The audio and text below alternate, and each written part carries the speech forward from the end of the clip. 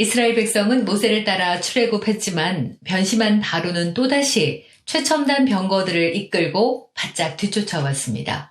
앞에는 홍해, 뒤에는 애굽의 군대. 사면초가 진퇴양난의 이스라엘 백성은 두려움에 부들부들 떨면서 여호와께 부르짖다가 모세를 향해서는 우리를 묻을 데가 없어서 광야로 끌고 와서 죽게 만드냐며 난리를 쳤습니다. 그래도 모세는 리더니까 여호와께서 너희를 위해 싸울 테니까 너희는 가만히 있어라 라고 큰 소리를 쳤는데 주님께서 오히려 너는 어찌해서 나한테 부르짖느냐 하시며 벼락 같은 말씀을 하십니다. 모세에게 홍해를 가르랍니다. 물론 진짜 홍해를 가르고 마른 땅을 만드는 것 그리고 또 물을 합쳐서 바로와 그 군대를 쓸어버리는 일은 하나님의 몫이지요. 하지만 백성들이 전진하고 막대기를 들어서 바다야 갈라지라 명하는 일은 모세의 일이니까 할 일을 빨리 하라는 겁니다. 이렇게 나를 위한 하나님의 기적엔 내가 있어야 하고요.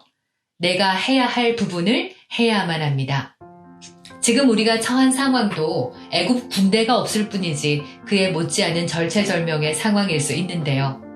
그래서 오늘 영상에서는 위기에서 걸어 나가도록 주님께서 우리에게 무엇을 하라고 말씀하시는지 살펴보도록 하겠습니다.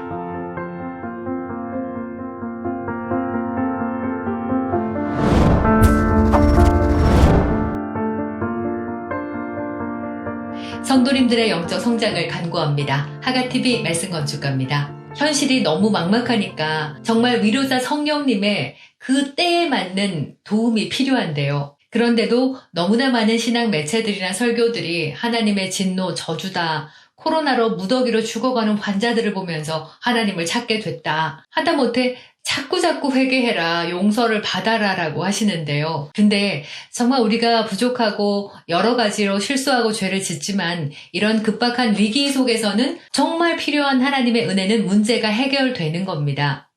물론 신앙생활에 회개, 징계, 은사, 은혜 등등 신앙의 균형을 잡는 일이 무척이나 중요합니다만 하나님의 은혜와 능력은 건져내는 것, 구원을 위한 것이고요. 위기에서 건져내는 구원은 분명히 하나님의 뜻입니다. 그래서 바로의 군대와 홍해 사이에서 부르짖는 그들에게 주님은 금식하고 회개해라 하지 아니하시고 왜 부르짖느냐 빨리 움직여라 하신 것도 주님께서 더 빨리 그들을 건져내고 싶었기 때문이었습니다.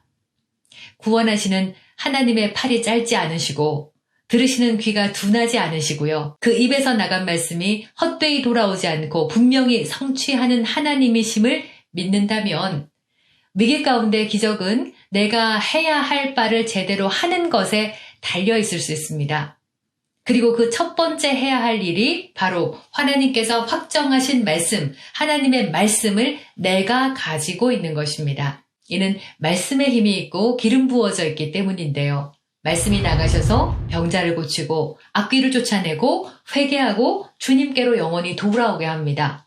말씀은 정말 점점 더 강해져서 역사하고 이기게 하시는데요. 구약에서도 일이 있을 때마다 주님은 선지자들이나 택한 백성에게 앞서서 말씀을 보내셨고 보내신 말씀대로 치유하셨고 파괴하고 멸망하는 모든 일에서 건져내셨습니다. 그리고 예수님의 속량 이후에는 아예 하나님의 뜻을 예수 그리스도의 복음에 명백하게 나타내셨습니다. 모든 하나님의 자녀들이 언제든지 말씀을 붙잡아 말씀의 은혜와 능력으로 승리하고 이기게 하기 위함이었는데요.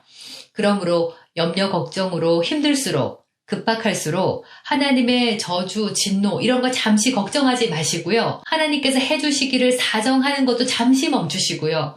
재빠르게 지금 나한테 필요한 구원의 말씀, 재정의 구원, 치유의 구원, 위기 탈출과 승리를 주시는 기름 부음이 있는 말씀, 구원을 주시는 하나님의 능력, 복음을 재빨리 떠올리셔야 합니다.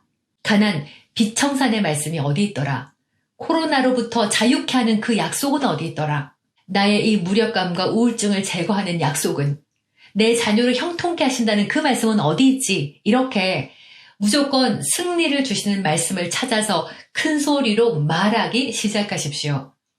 말씀이 있어야 내가 지금 어디에 있는지, 어느 구덩이에 빠져 있는지 현실을 제대로 분별할 수 있고요. 어디로 발을 내디뎌야 하는지 가야 할 길을 비춰주시기 때문입니다. 그리고 무엇보다 기름 부음이 있는 복음이 선포될 때 내 안에 계신 성령님의 기름 부음이 세상과 사람이 가르칠 수 없는 것을 알려주시는데요. 거짓 없는 진리에 일치한 길과 방법을 알려주시고요. 내 안에 있는 예수님의 지혜를 활성화합니다. 이전 영상에서도 말씀을 드렸지만 내 안에 있는 지혜가 명철, 곧 신중함, 절묘함, 출첵을 만들어내시고요. 지식, 통찰력, 지각, 이해를 주시고요. 그리고 근신, 킹 제임스 성경은 재치 있는 발명품이라고 했는데 생각지도 못한 기발한 방법들과 도구들을 떠올려 주신다는 겁니다. 좀 더 쉽게 말씀을 드리면 복음 자체에 기름 부음이 부어져 있으니 그 복음을 내 입으로 끈질기게 쉬지 말고 계속해서 숙고하면서 말하고 또 말하는 동안 내 안에 계신 성령의 기름 부음은 예수님의 지혜를 활성화해서 절묘하고도 신중하게 내 상황을 잘 인지하게 하고요.